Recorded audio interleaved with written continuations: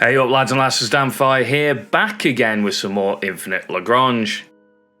Today we're carrying on the Tutorial 101 series, so it'll be in its own playlist, so if you've got new players coming into the game or anything like that, you can just link them this playlist and it'll give them basic understanding of what to do and stuff like that. So, this one I wanted to cover sort of like basic movement, combat, so what you're doing with the fleets that we've previously designed in the fleet design tutorial, and I went over the meta fleets there. So down here, I have set up a little bit of a thing where I can go shoot some stuff and attack a few other things and all that good stuff, and sort of show off sort of what your fleets, what you can use your fleets for. So this I've used as a recon. And as you can see, we set up a little operation circle here. What this recon is doing is allowing my big fleets, which are big and slow because a recon can be considerably faster. This is why you use recons. Recons being, at the current moment, one of two choices really. You have the FG300 recon, which is the one I'm currently using, because you can upgrade its cruising speed to pretty damn high, and upgrade wise on recons always go cruising speed before the warp speed. You don't tend to warp around with them. Well, you do warp with them, but the warp speed's good enough. The cruising speed's what you want to sort of get to places a bit faster, because you're often using these to get to give you a warp point where you don't have one. So they are cruising. Your other option is the Carillion recon, which is the base Carillion version. Doesn't get quite as fast as the FG300, but it's still a pretty good choice. There's not really much in it. And one specific one which I don't have, because it's a temporary blueprint, is the Noma high speed, I think it's called like the T330 or something like that. You'll find that on odd outposts and city locations. That is by far the best recon. It is like really damn fast. So anyway, that gives you, in this operation circle, we can see here in the top right, and you click on it, you can go status ongoing, that means it's still around, and warp drive, yes, which means you can warp to it. So giving yourself warp drive is going to save you a lot of time. As just a quick example, if I'm moving, say, I don't know, whatever fleet 15 is, what's that doing all the way down there? Yeah, so that'll allow me to warp over there a little bit quicker. I'm pretty certain that can't warp all the way there, but oh well. Instead of having to cruise there. So bear that in mind. Giving yourself warp will speed up your gameplay a little bit. And as you know, the gameplay of moving around is a little bit slow. For example, cruising here with one of my bigger fleets would have taken, considerably longer than it has done with anything else. Second important one I want to talk about is reinforcements. I want to do this now because we're going to do some attacks and stuff in a minute, just to show you how to do that. So best bet is to go to your base. I have already reinforced one of those fleets, so I have in my create fleet, my fleet lineup, you have Vanguard, Gorgon. Vanguard was the frigate fleet. Gorgon is a sort of tanky fleet that I've made just with spur ships that I've got. RBC means reinforced battle cruisers for me, and RC means reinforced carriers. So I've already reinforced battle cruisers because they take a bit longer, but I have got my RC here. As you can see, it's just 5 CV3Ks. And they're, loaded up with a bunch of planes and stuff like that, which I've already talked about in that other video as well. So do check that out if you want to learn a bit more about fleet design and stuff like that kind of stuff. So we have Leviathan here, which is technically Vanguard. I haven't renamed it. I've decided to name everything after the Hive fleets from Warhammer 40k. So there you go. So if I hit reinforce, you can RC. This is going to cost you 20 action points. This is where your action point economy is going to come into play.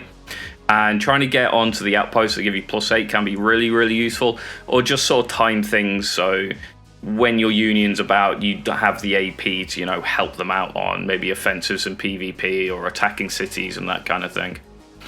So that is reinforce. Other than that, once you set operations up, you have the transfer. This just lets you move into an area. You have blockade. Now this is quite an important one. What blockade will do is an operation, so an operation circle, or if you have like a mining outpost here, you can blockade that. That will turn this circle to have stripes through it. Once it's got the stripes through it, that means that any ship going into this operation circle will get pulled to your fleets, and your fleets will attack. If it's one fleet, the one fleet gets pulled in and both your fleets will attack. So it's a very, very good defensive mechanic. There is a caveat with it though, which I'll talk about a little bit later on in the video, and it's something to do with it's got to be a bug because they fixed it, but I saw someone do it recently, so I'll talk about that in a bit. Other than that, if you click anywhere, like on an enemy for example, and click attack, this operation is touching this other operation, I believe, so I should just be able to attack here. And yeah, there you go. Now, attacking, quite simple, costs you 10 AP, and you'll attack and kill it. If there is anything in your way that is enemy or neutral, you'll also attack that on the way during this movement type. So do bear that in mind as well. You can sometimes, if you're allied with other unions and you're all attacking the same point, you can accidentally attack them. You've got to watch out for your pathing. Pathing is what it is. It's probably tied to the netcode, so changing it is going to be like near impossible for the devs to do without having to like rewrite netcode and stuff like that, which could technically bring the game down for friggin' days if they mess up. So it's probably not worth them risking. So just kind of deal with the pathing as you can. So that is pretty much most of the basics there. So I want to talk about the rally. Rally, I can't personally do it, but it'll tell you, make a declaration, join the rally and attack target together. You can change that to whatever you want. Select a time, preparation time for the rally, 30 minutes, an hour, whatever. And what it'll do is it'll let you grab all your unions. They'll get a notification going, oh, look, we're doing this big thing. And then all your fleets fly to it. And then you have the massive problem of pathing, bouncing ships all over the place and fleets all over the place. You also get problems with, because fleets are like different, speeds, because some might have battle cruisers in it. For example, my Gorgon fleet here is really damn slow. It's got ST-59s in it. This hasn't got anything slower than the CV3K in it. So you can have problems there where like certain things will reach certain points, especially like on city attacks, where they start attacking the city and then you've got no backup because your fleet was so fast. All the city fleets are attacking you. You're going to take all of the damage from all of them and you're just going to die. Highly don't recommend using rallies. The only one thing where I like rallies is if you're in a situation where someone's about to attack your base and your shield is up, you can set up a rally or get your union leader to set up a rally somewhere else. And what that will do is it'll let you rally your fleet out of your base with the shield still up and get them to safety. Because losing ships early on, if you don't have the economy for it, or you're getting amps hit constantly, it's going to be pretty bad. So do bear that in mind. You also have guard, which I can't really show off here, but if I come back up here, if I click on an outpost or anything like that, you have the guard.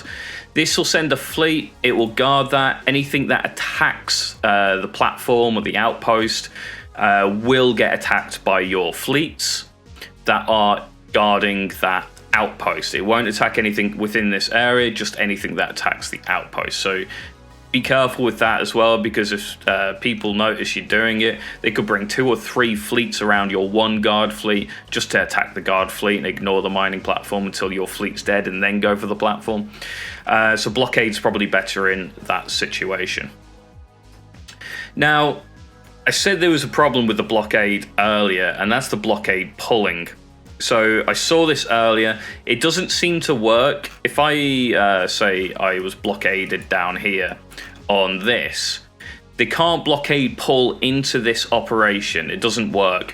However, if they blockade pull onto a mining platform or an outpost potentially, I haven't managed to test it on an outpost. I have seen it working on a mining platform though, where someone had blockaded their platform. That means this entire platform, gets the stripes through it. What you do is you literally set your operation like that. Set one fleet to blockade this side, and when you've got both your fleets already in here, so you blockade one side with one fleet, and then in the zone hit blockade with your other fleet, and it'll blockade move. It'll have the blockade icon around the fleet. You're not blockading yet though, and it'll start moving to hit that point. If that point comes into contact with a mining platform that's been blockaded, it will pull their blockade fleets into your fleet instead of you being pulled to them. So you can break blockades doing that. If they're only blockading the platforms, it's actually kind of nasty and needs to be fixed. There was a point where you could do it to operation circles as well, but they have seemingly fixed that as far as I'm aware. So do be careful of that a little bit when you are using blockades. Blockades are great though. Don't just not use them. Use them to defend your outposts. Use them to defend specific locations on front lines and stuff like that. Stop the enemy being able to break through as quickly and easily, because that means you're at an advantage when they're pushing forwards. So do definitely use them. The only other thing that I haven't unlocked that would be down here is the Escort option. So Escort, you come into construction, and for Escort, you come down to Escort Deployment Center, can escort your fleets. This basically means you pair the fleets together. So if you move one fleet, the other fleet moves as well. This doesn't save you on AP. So a normal move is 5 AP. An escort move, when fleets are escorting the other one, it'll cost 10 AP. So it does double the cost of everything you can do. So be careful of that. Reinforcement center, this will allow you to reinforce. That's in zone 3. You can pick that up pretty early. It's definitely worth trying to grab hold of. And the other really useful one is the airspace defense. That allows you to guard, but I believe that's also blockade as well. So there you go. The airspace defense command center in zone 5. So they are the 3 additional movements that you can do, as opposed to just attack and attack and move. You have to unlock the other ones. So hopefully that'll help the new players out. I mean, we can just attack this while I'm here. This could take a while. Yeah, it's just 6 minutes for moving that. I won't let you sit through that because it's going to take a while. So that's basic movement. I've talked about the operations and stuff like that. For an example, if I move this operation here, and we transfer between operations, or any action that is between operations is going to cost you 20 AP. So as an example, we can move this recon over into the center of this. This will keep warp, and that's only because this fleet is situated within there. But otherwise, you'd probably lose your you'd lose your warp if all your fleets move out of the operation. So once this fleet moves over to the other side though, I'll show you again the warp abilities that you can have. So as you can see, it's just moving. There was no option in the transfer to do anything other than just cruise there. So once he's cruised there, you'll have warp up. So this operation is called heavy smoke. Yeah, heavy smoke. Warp drive, not operational. And yeah, unexecuted apparently. I think you need to have a fleet to have it operational. But once this fleet gets into there, that should change. Well, apparently it has to stay moving. Didn't realise that. So anyway, we've got, a few seconds left. 20 seconds left. And we'll see in a second that Heavy Smoke will get the warp drive capability, and that'll let you warp your fleets around. Very important for moving around the map, because you just don't want to be, you know, cruising everywhere. It takes far, far too long. So once he's in position, there you go. We'll see Heavy Smoke is now ongoing status, warp drive available. If we move any other fleets here, can I rapid formate? There, I'll do it. It's now going to cost 5 action points from here, but if it was one of these fleets, it'd cost them 20.